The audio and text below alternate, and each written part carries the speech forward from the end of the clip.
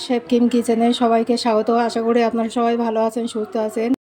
সাদা শাক আর এই সিলভার কাপ মাছ পটল দিয়ে রান্না করব। প্লিজ পুরো ভিডিওটা দেখবেন। ভালো করে ধুয়ে নিয়েছি, এবার লবণ হলুদ মাখিয়ে ভেজে নেবো।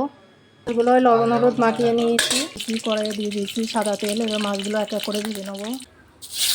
মাছগুলো আমি লাল করে ভেজে নিয়ে ওগুলো ভেজে নেবো।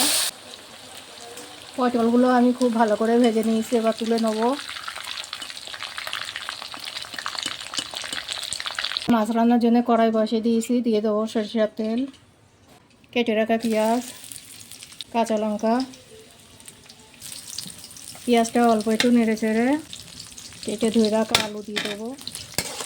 আলু আর পেঁয়াজ এবার ভালো করে ভেজে নেব। আলু পেঁয়াজটা আমি খুব ভালো করে ভেজে নিয়েছি।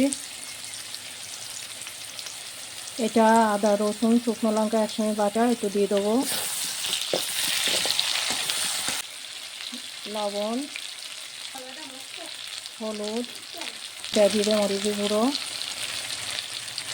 গুঁড়ো লঙ্কা, একটু পানি দিয়ে আলুটা গলিয়ে নেব।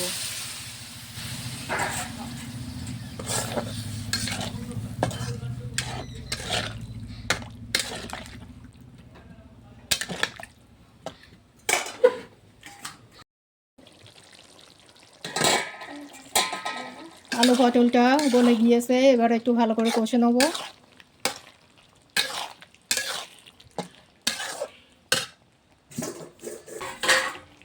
এবারে ভাজা মাছগুলো দিয়ে দেবো।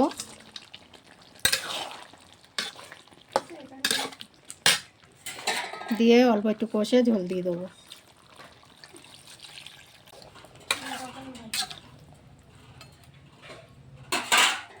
ঝোলটা ফুটে গেলে নামিয়ে নেব।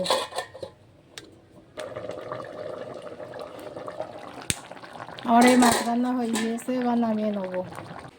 এই মাছ রান্নাটা যদি ভালো লেগে থাকে প্লিজ এটা সাবস্ক্রাইব করবেন।